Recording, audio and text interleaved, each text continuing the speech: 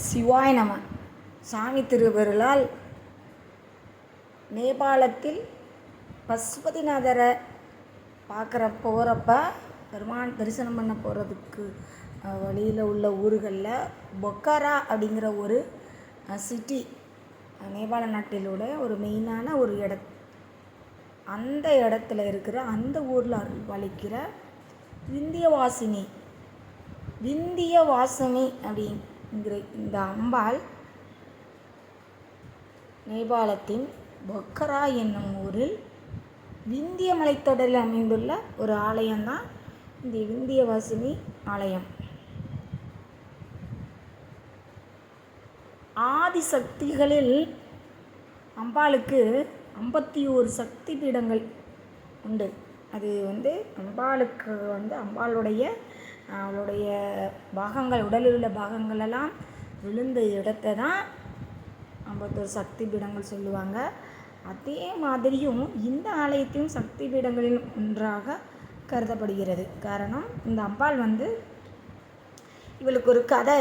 நம்ம தேவகி வாசுதேவரின் 8வது குழந்தையாக கிருஷ்ணரை பிறந்த அவருடைய கிருஷ்ண அவதாரத்தில், அதே நேரத்தில் மகா யோகினி அம்பாள், மகா மாயைங்கிற இந்த அம்பாள் நந்தகோபாலுக்கும் யசோதாவிற்கும் மகளாக பிறந்தவராம்.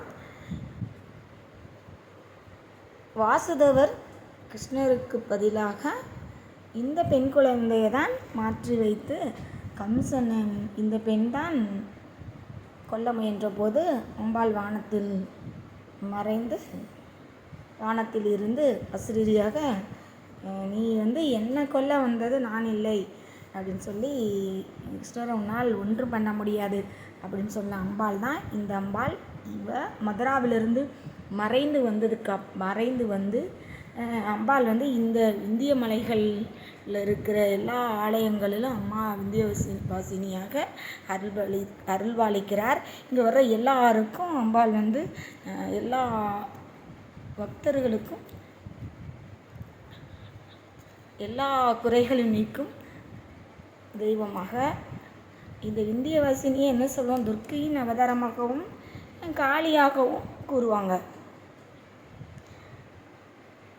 லலிதா சகஸ்கரநாமத்தில் கூட இந்த அம்பாளை பற்றி விதாத்தாரி, வேத ஜனனி, விஷ்ணு மாயா, விலாசினி லலிதா சகஸ்கரநாமத்தில் 75வது ஸ்லோகத்தில் இந்த அம்பாளை பற்றி, இந்த விந்தியவாசினியை பற்றியும் சிறப்பித்து கூறுறாங்க. இவ பிரபஞ்சத்துக்கெல்லாம் மேலானவள், வேதங்களிலால் புரிந்து கொள்ள முடியாத அம்பாள். விந்திய மலைகளிலெல்லாம் இவள் வசிக்கின்றார். இங்கு வரும் அனைத்து பக்தர்களின் குறைகளை தீர்க்கும் இந்த விந்தியவாசினியின் பார்க்குறதுக்கான ஒரு வாய்ப்பை பெருமான் எங்களுக்கு கொடுத்தனாங்க. இந்த 10 நாள் பயணத்தில் இந்த ஆலயத்தை தரிசனம் பண்ணுற பாக்கியம் எங்களுக்கு கிடைச்சது. சிவாய நம. திருச்சிற்றம்பலம்.